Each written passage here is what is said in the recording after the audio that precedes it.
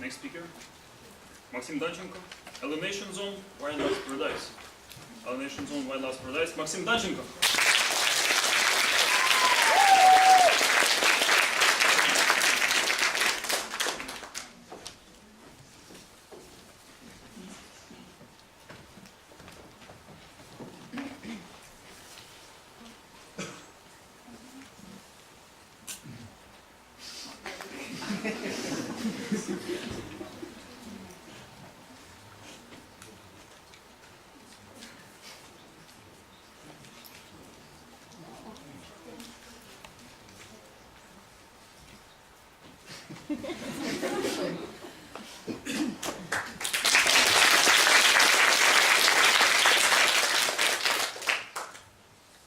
There is one place in Ukraine which is known to almost everyone in the world.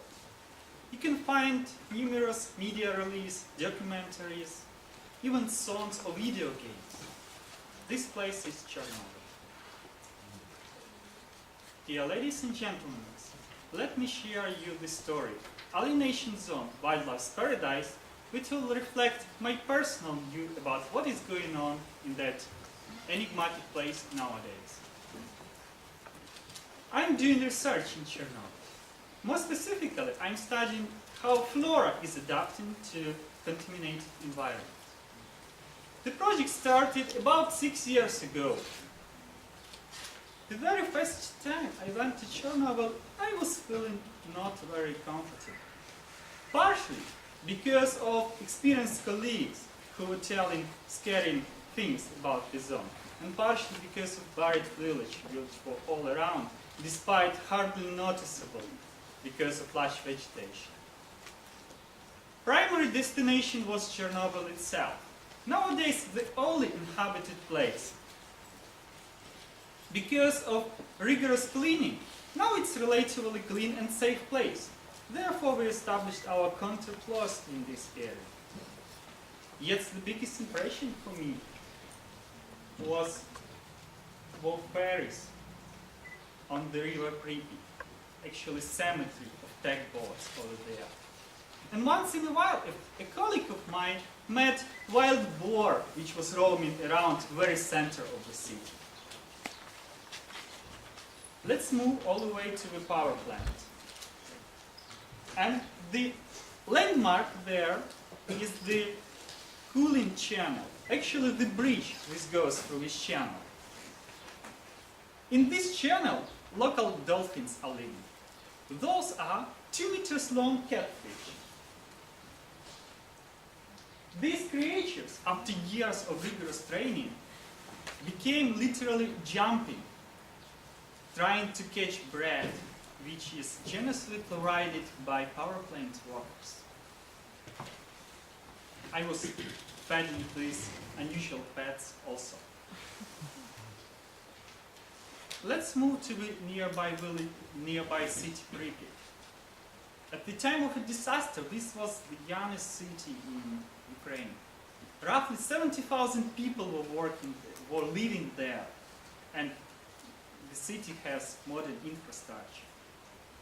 The most known place here is never started Ferris wheel in the central amusement park. And now the city is hardly visible from cosmos because of the trees, which are almost as high as the city's skyscrapers. Yet, the most terrible place in the zone is red forest. At the time of a disaster, thousands and thousands of trees, pines, were turned rusted red within hours.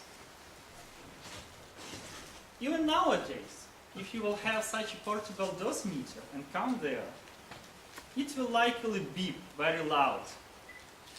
And the numbers would be out of scale. It means you would better not walk there without a solid reason.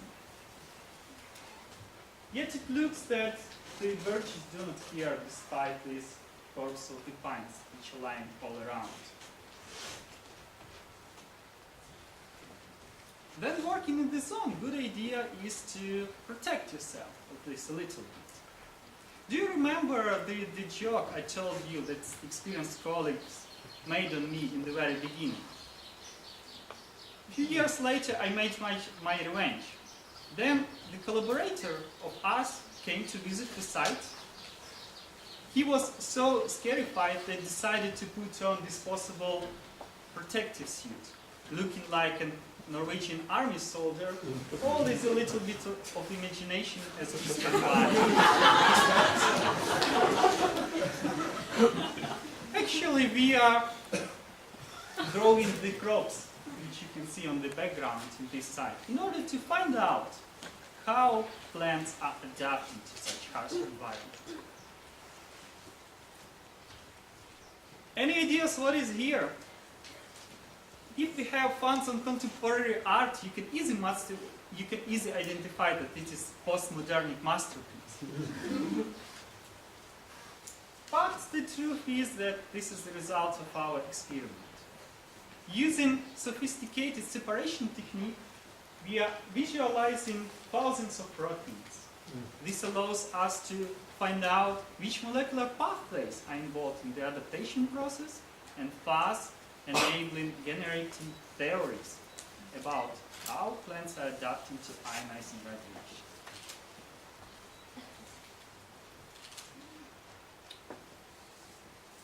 The conclusion to this story is that you would hardly meet a three-headed wood in this area, although radiation level is still pretty high. And known enemy is perhaps better than unknown friend. Madam Toastmaster?